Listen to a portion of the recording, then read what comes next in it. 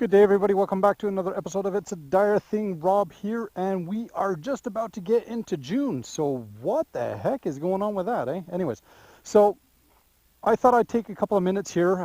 Unfortunately, John and I have failed to actually do a couple of uploads in regards to the side-by-side comparing with the two bikes. However, that doesn't stop me anyways from doing some alternate additional uploads here. So there's a couple of things I'd like to kind of review. So I'll do 3 different separate videos while we got a little bit of sunlight here left. So it's absolutely beautiful day. So I am here now with the MT-10, and so let's kind of go over one of the things that I had been speaking about in my previous video, and that is in regards to the Quadlock phone mount. So Quadlock is a brand company itself, and they do multiple different kind of mounts for different kinds of bikes as well as automotive and just universal applications here when it comes to mounting up your mobile devices. They do quite an array of mounts. So myself, as of last year, I ended up picking up the yes, the MT-10, but I also ended up picking up myself the Note 10 phone, I guess you want to call it. Just went from the iPhone 8 to a Note. So I ended up picking up the Quadlock mount because for the fact that I wanted to kind of use this phone not just for my mobile device, but at the same time also use it for GPS and navigation, right? So I used to use a clamp style system with like a prong that was from Ram Mounts. That was called the X Grip. So I was using that for the past couple of years. There was absolutely nothing wrong with it, but I just wanted something a little bit more cleaner. So I will definitely put up a link of the previous video reviewing the actual product itself before I put it onto the bike. However, now today is going to be kind of like a 2-month usage review of the product itself. So first and foremost, let's kind of get the bad side part out of it. There has been a number of comments and concerns from a number of viewers and or users that there's a lot of vibration that is transmitted from the motorcycles up on into the mount and into the phone, which then can affect the focus of the camera function of your phone. So I would have to say that really all depends on what bike you're running. I find that the MT-10 is so very, very minute when it comes to vibrations and road vibrations, engine vibrations as well. So I haven't found any issues when it comes to using the camera on the after fact or after I've been riding, even for a full day.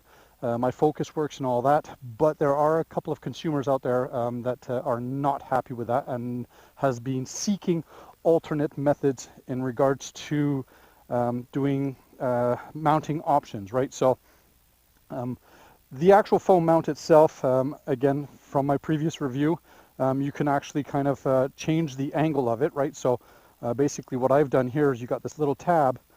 Basically, it just does a quarter turn, right? So when you do a quarter turn, you're taking these notches and you're matching it up with these notches here, and that's a spring preload. So basically that locks it in place, right? So as you can see, I used a Ram mount ball, and then that kind of goes over the 28 millimeters of my handlebar.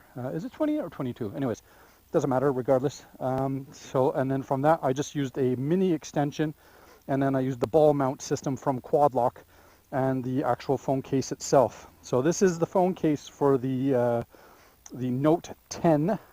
So it's a nice case. It looks clean and it looks good, and it's very functional. The only thing I don't like about it is the texture of the case itself. Is very, very, even on a warm weather today, it's very slippery, right? So that's the only thing I really don't like. I'm not a fond of. But when you do put it on, as you can see, struggling here. Oh, come on. Got to push here. Sorry, guys. They always make it look so easy in the commercials, eh? Right? So it's never actually that easy. Oh, here, let's put this here. There we go. So once I do put it on, again, like I said, it kind of makes it a very, very clean look. So it does give me all the options when it comes to doing my my GPS and so on and so forth, right? So You definitely have a lot of angles, you have a lot of adjustability, but yeah, unfortunately it does tend to vibrate from quite a few people. So I would say closely monitor that and make sure that you don't run into any issues with that. And then again, they offer different kind of mounts. You can actually do a mount up onto a gas tank, mount up onto the steering knuckle. So again, it really all depends on what kind of bike you have, what kind of application that you have. You can do multiple different kinds of, you can just work it so it suits your needs, right? Worst case scenario, you can always find some different kind of method to dampen the actual vibrations, right? You can put some rubber in between the actual mount and the bar. That might help dampen it. So there's definitely probably tricks of the trade and stuff like that. I'm sure if you guys do some search on the forums or even on some other YouTube videos, you'll kind of get some ideas in regards to that. But for the most part, I'm actually fairly happy with it, just due to the fact that it is very clean and it's very, very useful. So yeah, I kind of give it a thumbs up. So again, thank you very much for tuning in for this quick review here of the Quadlock mount. I will definitely put some information down below. This is not endorsed and sponsored or affiliated with Quadlock itself. This is just myself as a writer reviewer sending all the information to you guys. So again, be good, give me a thumbs up, give me a like, give me some comments, give me some feedback, any questions that you guys may have. I'm more than welcome here to listen and provide you any of my support. Until next time, again, thank you, subscribe, and keep it covered. All right, cheers. Okay, so we're going to do a little test here, so hopefully you can hear me good enough. Again, the audio is not going to be that great just due to the fact that I'm now working off of an external mic just for this little view here. From what you can see right now, holy smokes, this light's taking forever, like seriously. Okay, you know what, I can't be bothered, I can't wait any longer.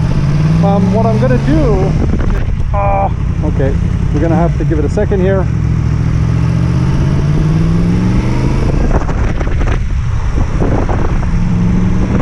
What I'll do is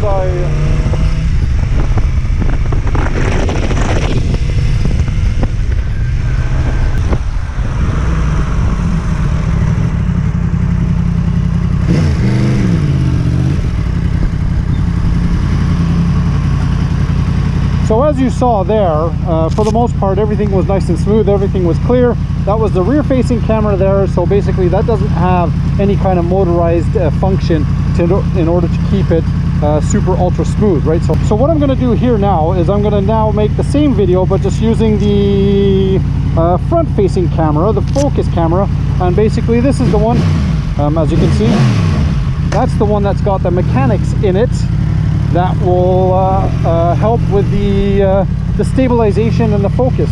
So it'll be really interesting to see how much vibration